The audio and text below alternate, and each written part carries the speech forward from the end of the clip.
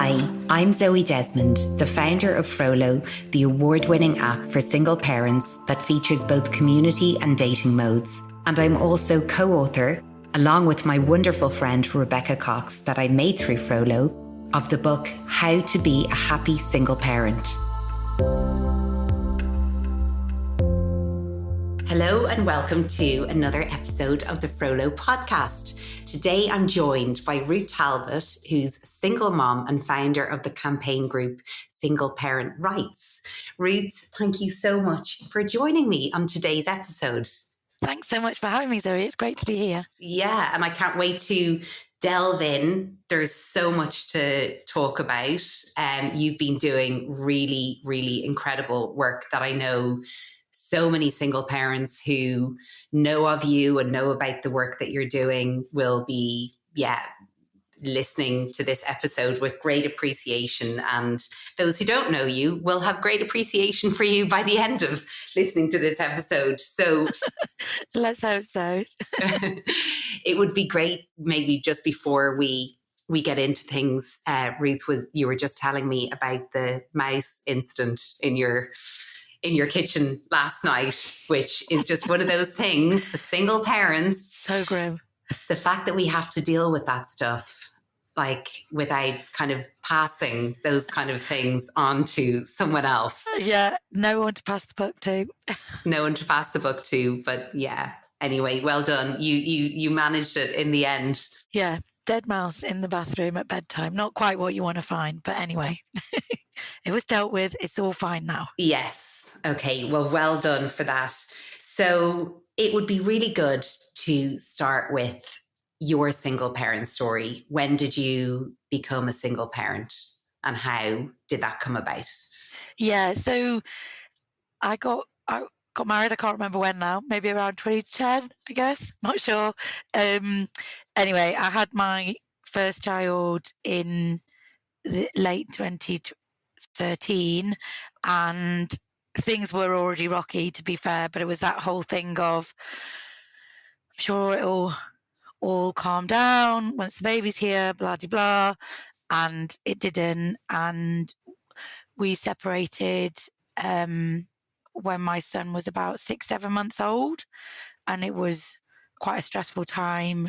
My husband was having quite severe mental health problems and it wasn't particularly safe. And yeah, it was a very, very difficult time. And so when the separation happened, it was like absolute. It wasn't any sort of maybe trial, whatever kind of thing. It had been that kind of story of, oh, everything's your fault. And so I kind of initially thought we'd co-parent together somehow. And at least that would be okay for my son and he'd still be involved for my son. But that didn't and couldn't happen. And we don't have that much contact, maybe about once a year nowadays. But yeah, that was my initial sort of becoming a single mum. And then I'd always wanted a big family. I'd ideally always wanted 4 children. And that was one of the things I struggled with in the early days, the idea that I might not have another child. And I tried to do some dating and, was trying to meet someone and nothing was really coming of anything. So I just thought, you know what, I've always wanted another kid. And so I don't want to wait around because there's a time limit on when I can have a child, but there's not a time limit on having a relationship. So I decided to go ahead and have 2 kids in the end by donor conception as a solo mum. So I've now got 3 children and I've been on my own since I separated. So nearly over 10 years ago now, nearly 11 years ago. That's incredible. And I just want to ask, because I'm a single mom to 1 son. And if sometimes I think, oh my God, how do people with more than 1 do it? And such a leap from being a single mom of 1 and then deciding to have 2 more on your own. So I'm just wondering how scary did that feel to you? Or were you did you yeah, just have full faith that this is the right thing, it's going to be okay? Or was there, yeah, was there fear around the amount of extra pressure on you as a solo mom? Yeah, I think the first time round, so when I just had one child and I was trying for my second, I think my biggest concerns were more around the emotional impact of on a child of having being donor conceived. But I did a lot of research around that, and there's obviously ways to deal with it with your child, which minimize any sort of fallout. And also, having gone through the experience I had gone through, I knew full well that things don't always turn out how you expect, and you can do it all the right way, in inverted commas, and it completely falls apart.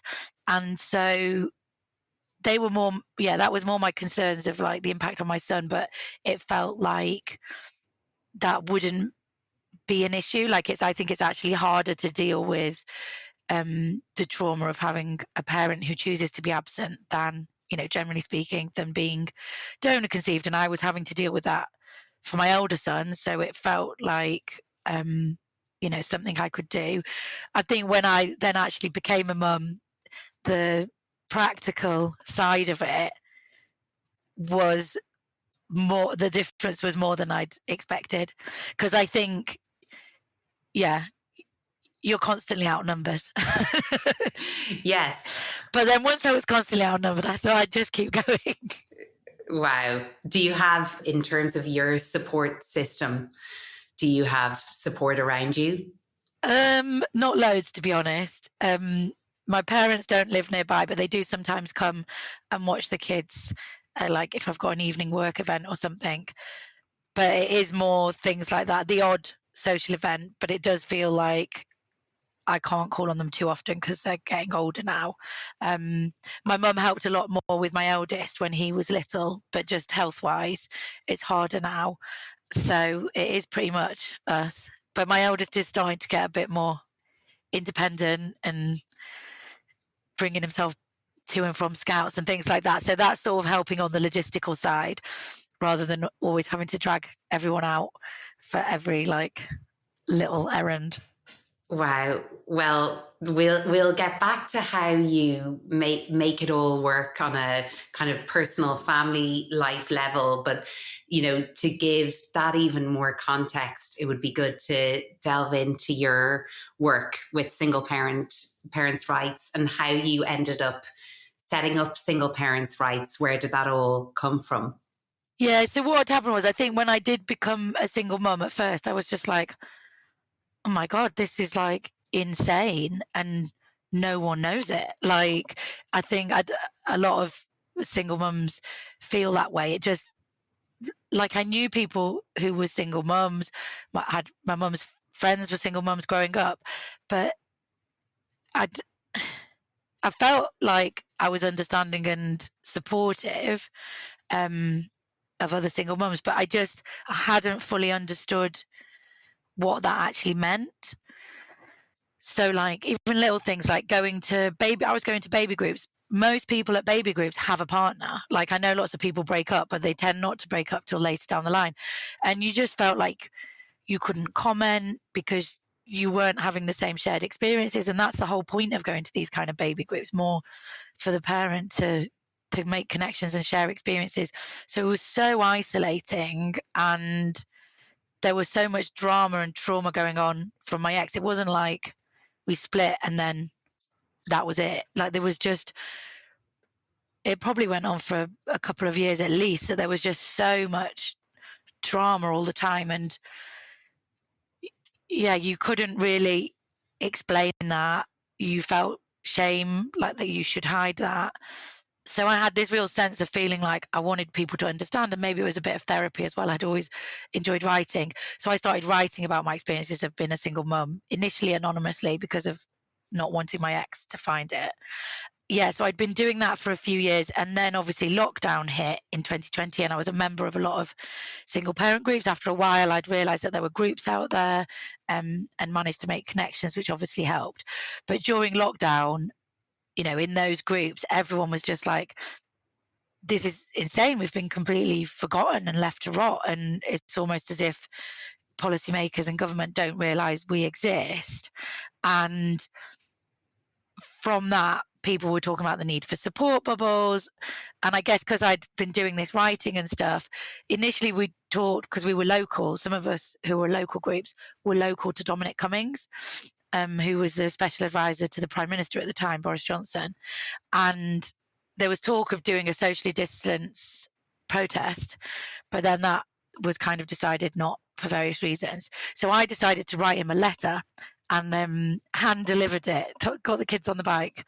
I had 2 children at that time, and went and hand delivered this letter saying, basically, you're saying you had exceptional circumstances, but your exceptional circumstances are our everyday, just being a solo parent.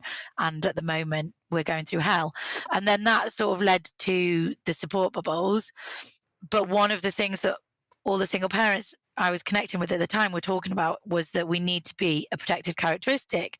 If we'd been in the Equality Act, if we'd been a protected characteristic, these kind of issues, the government would have to consider how these policies would impact us and how we would be impacted by lockdown before introducing policies. So from there, I just started building momentum to do this campaign. So I wrote about the letter and then setting up the campaign, and like we set up a petition, and then it just kind of evolved from there. I didn't originally plan to set up a group, but it was like, okay, people aren't listening because there isn't actually evidence on discrimination of single parents. There's evidence about poverty levels and maybe educational outcomes and all these other things for children of single parents.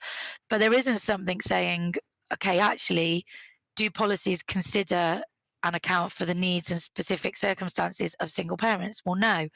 Do single parents tend to be rejected from rental houses or jobs more than other groups? And again, although some of that data is sometimes collected, it's very rarely published. So people just aren't aware of the issue. But as soon as you speak to a single parent, it's one of the biggest things impacting their life. So then I did some research, and then it's just kind of grown from there. And yeah, we're all volunteers. It's not funded or anything, but yeah, it's a big passion.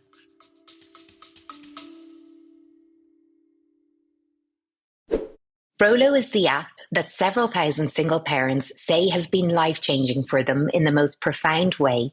If you're a single parent and want to connect with other single parents and open yourself up to an amazing support network and new experiences, then the Frollo app is the one for you. The Frollo app has 2 modes: community mode for meetups and holidays, guidance and support, chats, and discovery to make it easy to find like-minded local single parents near you. Dating mode is a mindful, safe, and respectful dating offering where everybody is there to date another single parent. The Frollo app is free to download and use, with the option to upgrade to premium for access to lots of additional premium features for an elevated experience, which makes it easier than ever to access the incredible connections and experiences you are looking for. To download Frollo, search for Frollo, Frollo, on the app or Google Play Store, or go to www.frollo.com for more info. We can't wait to see you on the app soon.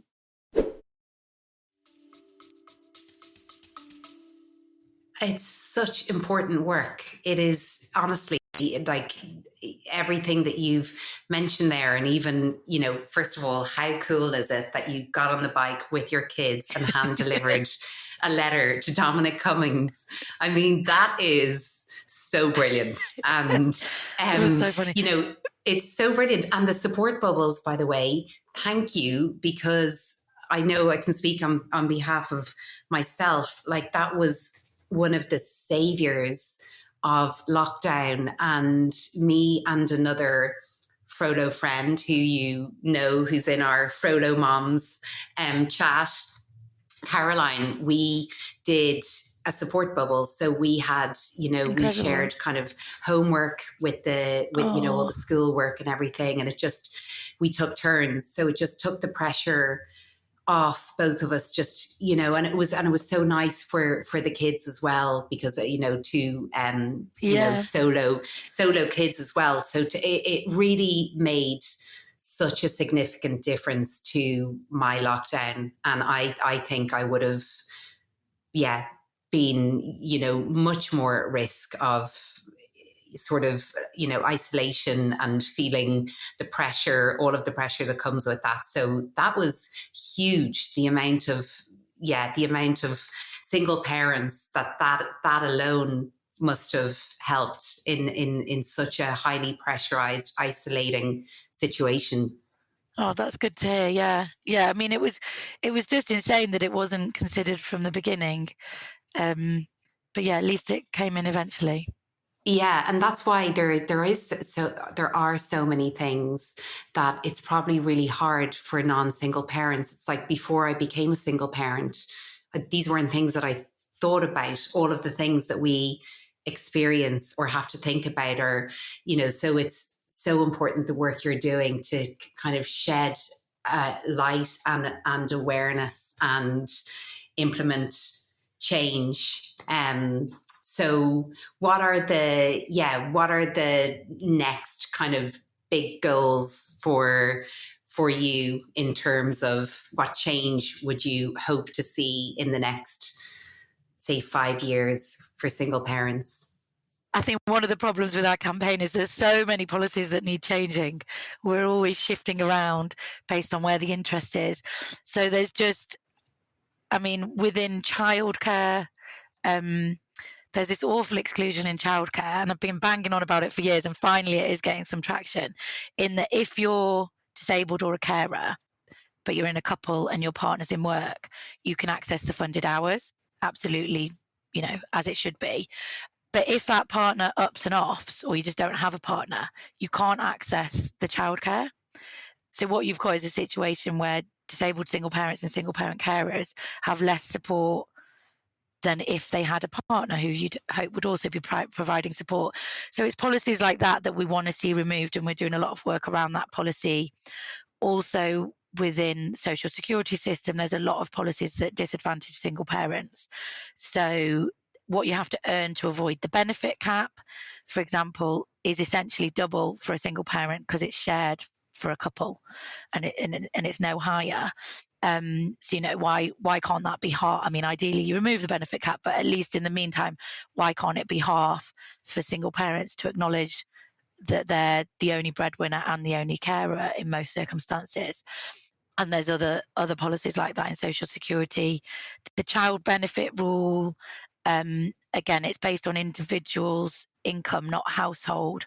So a single parent family would in effect lose the child benefit entitlement at half the household income than two-parent family, and arguably would actually need it more.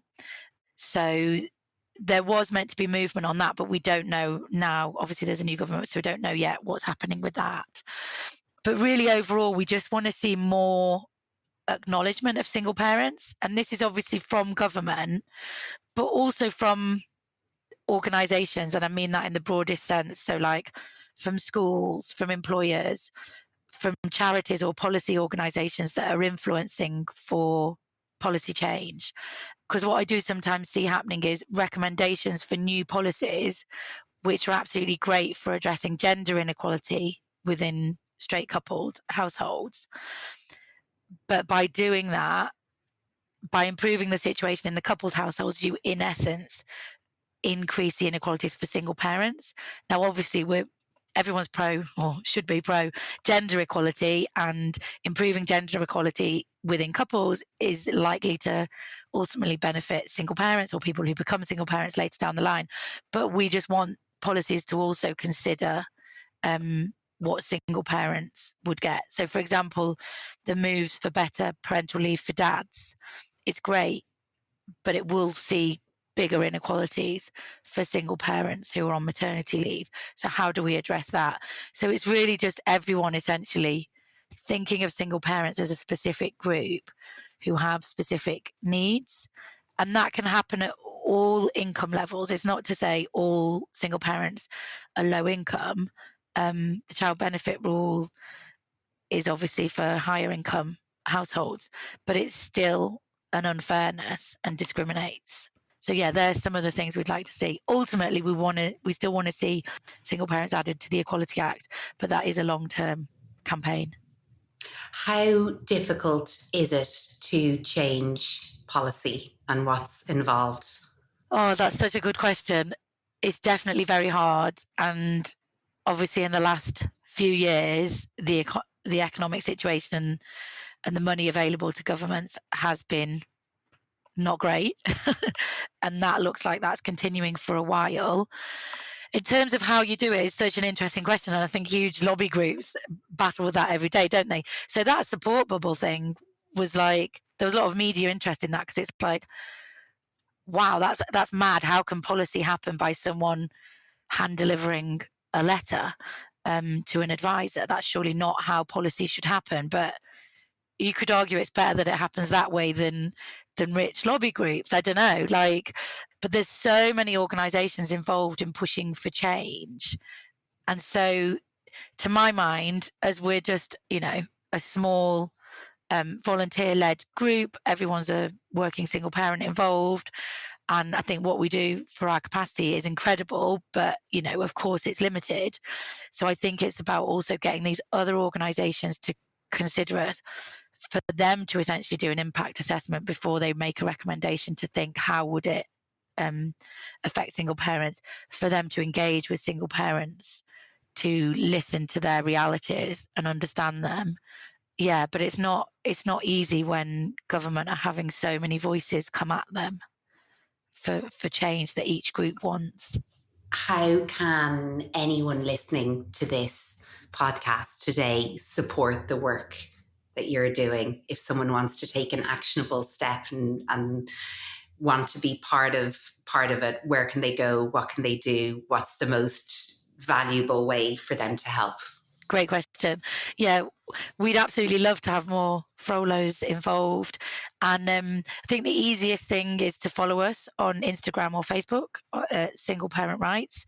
And then on there, we share all about what we're doing, and we share the actions that we're asking people to take. So even just sharing those posts that we put up are important because it helps spread the word, but also when there's specific actions. So it might be a survey so we can get a better understanding of how a certain area impacts single parents' lives, or it could be a specific policy ask. So around the child benefit rule under the previous government, we asked people to write to their MPs, and there was a lot of pressure because other organisations were also pressuring at the same time. We believe that helped push for change. And it's the same now. Like, for example, we're doing a lot of work around the 2-child benefit limit, which impacts a lot of single parents and also a lot of people, especially women, who are in relationships that are abusive and want to leave but feel they can't. So it's a really important one for single parent families. So again, at different times, we've asked people to write letters to their MPs or come down for a protest, things like that. Or if people are impacted, to share their stories with media. That's really powerful as well.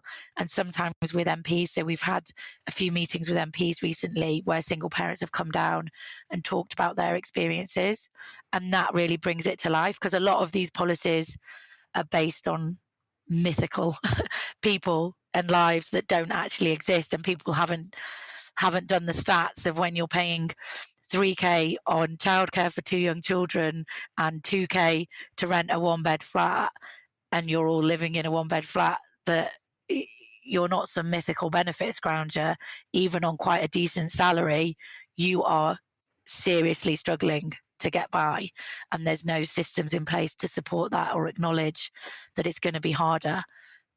Single parents are more likely to be renting, so those rent increases impact single parents much more than other families. So it's all these kind of intersectioning problems that need to be addressed. I read a great blog post that you wrote on diversity and inclusion for single parents. And I was just looking if there was any information out there about diversity and inclusion for single parents. And your blog post is the first thing that came up. So thank you for that. But yeah, so thinking about single parents in the workplace, how can companies support single parents in the workplace, and what is the, how can we shift the thinking of these companies in that it's beneficial to them to support single parents in terms of, looking after single parents' well-being and, the chance of retaining them in the work. So is there anything around that you can share? Yeah, definitely. I think it's a really good question, because when I've looked into diversity and inclusion and equality kind of work, it rarely considers single parents as a specific group. And I think this is the mind shift we have to have, that they're a specific group, both in the sense of having specific and sometimes additional needs, essentially, because they're doing what other families have two people to do, breadwinning and caring. And also they do face discrimination. Unfortunately, some people are still prejudiced and stigmatized single parents. So we actually developed, and one of the Frolos helped with it actually, HR, single parent inclusive HR policies. So we have them for download for free on our website. We have a volunteer who's approaching some big businesses to try and get them on board, especially the ones that have already shown that they're family friendly in terms of more expected family setups, and trying to get those businesses to see this is important. And the hope is that those big companies that also have influence themselves by them talking about it, that would help. Those policies, they kind of cover those things you're talking about, well-being. It's also important for companies to collect the data, how many staff have they got who are single parents, collect data on that. And then, just think about the inclusion, think about their well-being structures, think about their professional development opportunities, think about their promotion or pathways to progression. And is there anything that's happening that might be inadvertently excluding single parents, or sometimes more blatantly, making sure that staff are aware and understand the specifics of single parents.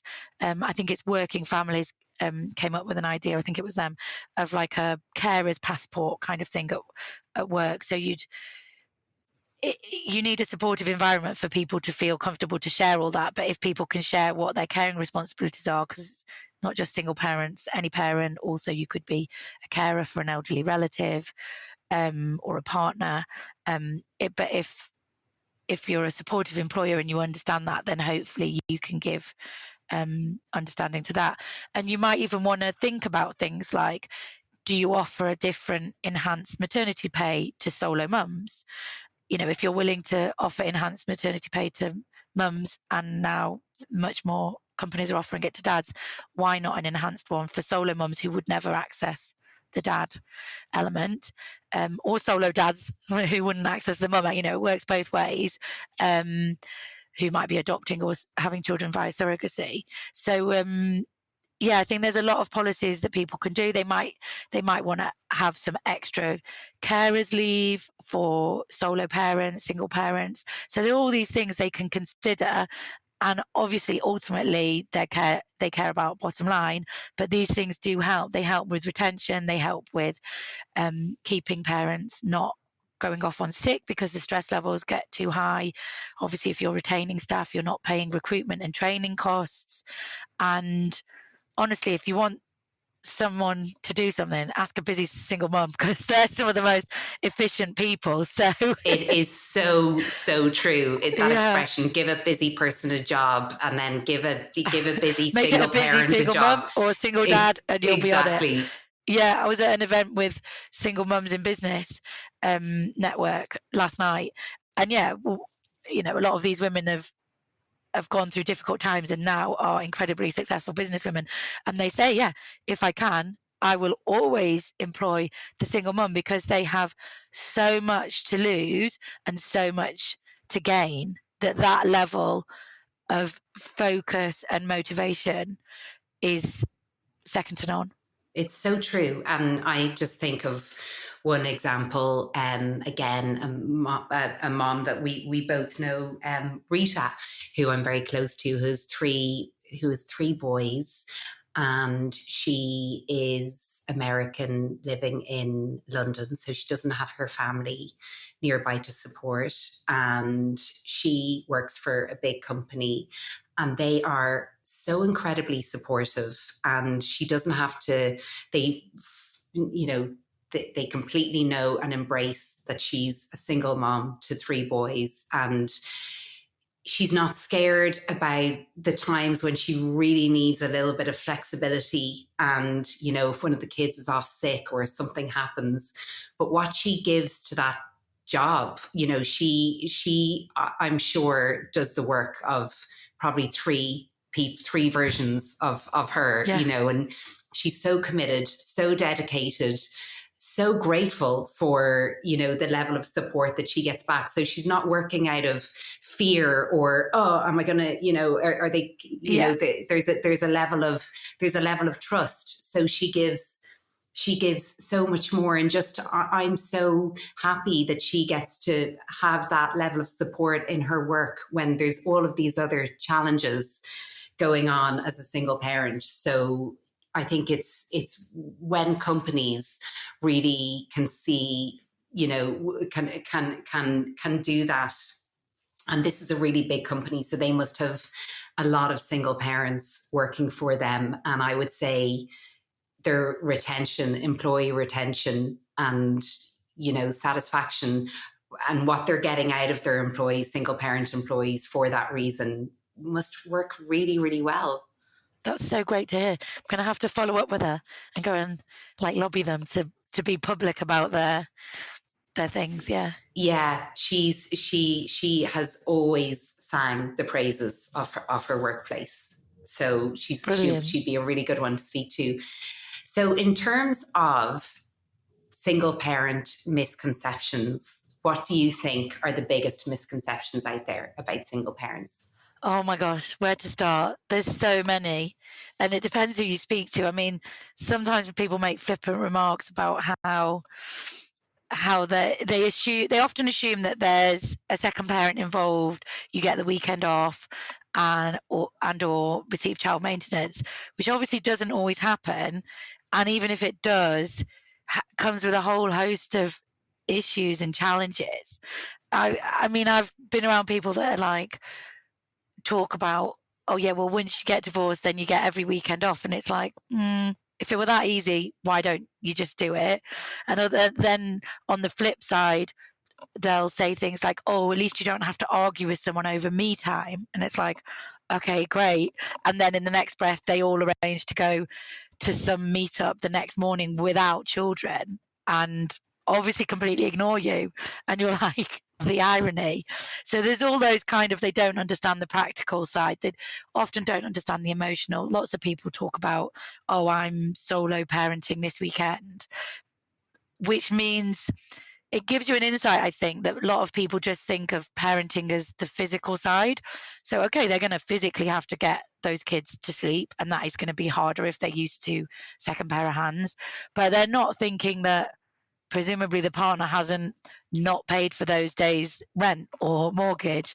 The partner is going to pick up the phone if they're having a really bad day, or if worst came to the worst, there was some massive emergency, they'd probably be able to fly home, and all those kind of things. So there's just not that understanding.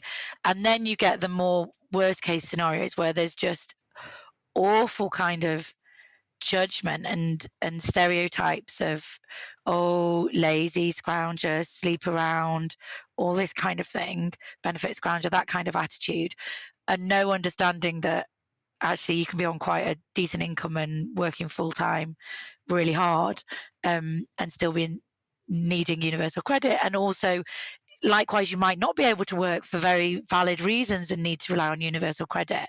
It doesn't make you a scrounger. And those kind of attitudes, I think even someone in our group had it where, in Frollo group, Mum's Chat, where someone commented on them buying new shoes. A colleague at work commented on them buying new shoes, saying, oh, well, that's my taxpayers' money going on that. And you're like, what an insane comment on so many Whoa. levels. So it's just Oh, these little whoa. flippant remarks. I think sometimes if you've got another protected characteristic, then not that single parent is protected characteristic, but for example, if you're disabled or you're Black, these kind of attitudes are going to tend to be even worse. There's going to be added discrimination layered on top. If you're working class, that can happen a lot as well. There's a lot of, like, people's experiences will vary depending on their own background.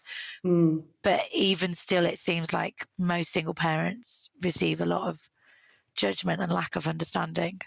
Yeah, I don't know any single parent who hasn't experienced it, judgment or discrimination, no matter what, no matter what your background is or your, it's just across the board, I think. And what would you say to any non-single parents listening about how they can be a better ally to single parents? I think it's just trying to listen and understand, and not feeling like you have to always relate that to your own experience. I think sometimes that can happen, and because maybe a single parent might share one part of their life, and then if someone says, oh yeah, that's the same as me when he goes away or she goes away or whatever, and often there's so much more to it. It's so hard to explain everything about single parenting. So I think, yeah, it's just listening and understanding, not assuming it's really negative as well. Like, when people talk about single parenting for the weekend, they're generally saying this is really hard, this is awful. And that's not necessarily everyone's view of single parenting who's a single parent. So it's also a sort of offensive. You're not thinking of the maybe empowerment of the journey that I went through to get here, not just me, I mean talking generally. You're not thinking about the freedom and all the love that you get, all these things. Like, you're not talking about that. You're talking about it as if it's negative. So I think it's really listening and understanding that it is hugely challenging, but it's hugely rewarding, and not necessarily just even being positive and saying, oh yeah, so and so superhero, because again, even that sort of lets people off the hook. But really just stepping up, making sure that if you know that you walk nearby or drive nearby when you're picking your kid up from football, offering to take their kid just to help with the logistics, especially if they've got more than one child. They're going to have to drag all the kids to every little thing ever. So just knowing that someone else can help with that kind of logistic. And also the social aspect for parents. So making sure the single parent definitely gets an invite if they only have one child. Maybe your partner or whoever's going to look after your child could have them for a sleepover, and so you can help them out. I mean, anyone would be welcome to have all three of my kids for a sleepover too, but I appreciate that might be too big of an ask. But if your child is friends with their child, why not? Stepping up and stepping out a bit, because I think it's little things like that. So, like, I know at my school it's predominantly couples, so the couple's bond is stronger because there's two of them bonding, if that makes sense. So they're more likely to hear about things, because if she doesn't hear, he hears, or vice versa. Or like, he invites him and she invites, like, so you always miss out on more. And then I think sometimes maybe there's assumption, oh, they can't come or they can't afford it or something. But don't make those assumptions. Make the invites. If you can help with the logistics, then do that. But even if you can't, don't feel shy and hide away from the fact that you're all doing something. Embrace everyone, because I think I've certainly felt that, and I think a lot of other people feel that they're just kind of not included in the same way. Yeah, exactly. And sometimes the reason being, oh, it's just a load of couples, didn't want you to feel, like, but it's kind of like, it's okay. I am a completely, like, adult, functioning adult, able to socialize. Exactly. I don't need, another half to be there, sort of in the room with me in order for me to feel capable of enjoying myself or being part of a conversation. So exactly, it's definitely much more isolating to feel like you weren't invited because you weren't in a couple than to be invited and only have couples around you. That's, we're used to that. 100%. And it's so lovely and refreshing when it happens, and when there doesn't seem to be any level of, oh, Zoe's a single parent, so therefore, and it's lovely when couples feel comfortable enough to kind of embrace other single parents into a situation as well, and have the awareness that it's like, we've got enough triggering stuff to deal with in our single parent situations. Being around a few couples, is absolutely fine in the grand scheme of things. So, it's interesting. And what do your kids think of the work that you're doing? That's such a good question. Do they know? Are they fully aware? Yeah, I mean, because my day job now, thanks to the experience I've got through running Single Parent Rights, I've managed to get a day job that's much more connected, which I absolutely love. And so sometimes whether it's for Single Parent Rights or my day job, have dragged them along. Like they've been to the DWP offices about the 2-child limit, and they ask questions. Kids have a real sense of fairness, and they sort of like, well, why would our baby brother not be entitled to support, but we are? That doesn't make any sense, kind of thing. Yeah, I joked once to because sometimes I'll be like, I have to reply to this message, and we were on holiday and it was like a media thing, and it was my eldest, and he was getting a bit annoyed with me. I was like, look, I'm really sorry, but I said something about it was for the papers, Mummy, sometimes it's in the papers, and he was like, no, you're not. And I knew that there was an article coming out that morning in the Mirror that I was in, and I was like, look, Marnie, if we go into the shop, I'll show you, Mummy's in the paper. And he was a bit like, that's a bit mad. So now I think maybe he thinks I'm in the paper all the time, and it was just I could take him in any day and I'd be in the paper. But no, they sometimes see the articles, and I think they think it's good, I think. And it's amazing. I definitely think it's good for them to understand more about how the world works. So important for them, and so inspiring for them to see you in action, and and to learn through you that they can get behind something that they're passionate about and want to make change about. That's such an amazing belief to take with them through life. And hopefully they'll be, when they're old enough, getting behind you in all of this work, and thinking about your kids then when they're older. If one of your kids, or 2 or 3, ended up being single parents, how do you hope the world would look for them at that point? Yeah, I just hope that the structures would be in place to support them better. I think there's issues that specifically affect single parents where single parents aren't considered, like some of those policy areas I mentioned. But also, I think, unfortunately, in the UK, we're not particularly child friendly. So those kind of elements just impact single parents more, because you're much more likely to be in public with your children for various reasons. And therefore you're impacted by that more. So I just hope maybe we've got a bit more understanding and a bit more family friendly, be that in the workplace, child friendly on, I don't know, trains, or that kind of public transport. I just think, that I would really love to see that. And I talk to my kids. Obviously, they're being raised without a dad, or without a dad nearby, or seeing him. And so I do, try to always talk to them about, like, if you become a daddy, what it might be like, and how it doesn't matter that they haven't experienced having a father around. In fact, I was speaking to my middle one about it the other day, and saying, like, in a way, because you haven't seen a bad daddy either, so you get to be the best daddy you want to be, because you haven't learned anything negative. Obviously, they might have learned how to be a bad mum, but that's all my fault. So I just focus on the dad bit.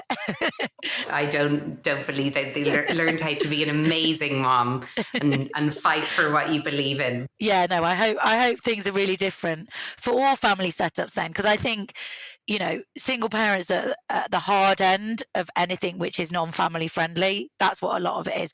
Obviously, yes, we have specific discrimination that we face, but ultimately we're just at the hard end of the non-family friendly work environment, the non-family friendly childcare situation, the non-family friendly transport system, all those kind of things. So if improving those would help all family setups. Yeah. Okay, well, I hope that the amazing work that you're doing, and with the help of getting the word out there to single parents and hopefully everybody kind of rallying in support with you, that, there will be a world where this is possible in the not too distant future. And then final question, Ruth, just going back to what we were talking about at the beginning, given, what you're doing and the energy and dedication that you're giving to this work, and to your kids as a solo mom, what is your self-care? How do you make it all work? How do you support yourself to, single parents are so at risk of burnout. So I'm just wondering, how do you manage it? It's such a good question, and I definitely don't have a good answer. I think I'm very bad at getting burnout. I think I probably get it quite often. I think, major part of that is being a solo carer and trying to do lots of extra stuff on top of the day job, like the campaigning.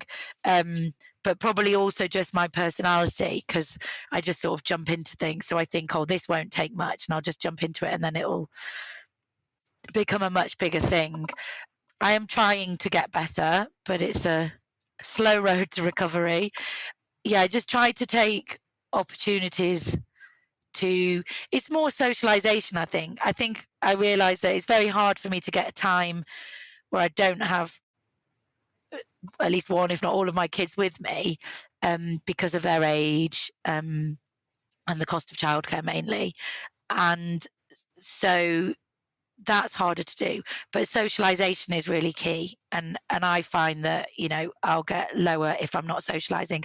So just trying to make sure that I do things with other parents, sometimes inviting parents over for drinks at my house is obviously a lot easier. So inviting people over after at least the little one's gone to bed, because then the older two are more able to stay in bed and listen to a audiobook or whatever. And just making sure I make time for that, because I do notice that if I don't get adult company, if I've just, got up, got the kids, worked, pick them up again, and no adult company, it's really hard. So that you can end up doing quite a few days of that without even really noticing. So just making sure at the weekend that we do something, or obviously meeting up with other frolos and single parents to hang out with people who get it, who are also likely to have their kids with them.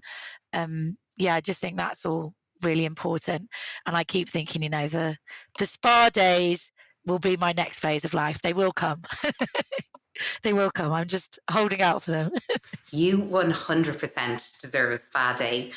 Well, Ruth, thank you so much for taking the time out of your busy day to chat to me on the Frodo podcast, and for the amazing work that you're doing. Really, really appreciate everything you're doing to lead the charge on making change for single parents. And yes, here to support in any way, and just to remind anyone listening, what's the best way that people can connect with you, learn more about single parent rights, and how to get on board to support?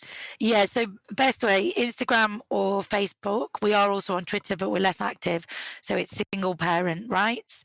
Also the website, singleparentrights.org. We'd love for more people to get involved. And I just want to say as well, big thank you to you, Zoe. You've championed single parent rights right from the beginning, and obviously we've done work together, like on a letter we wrote to the government recently around single parents.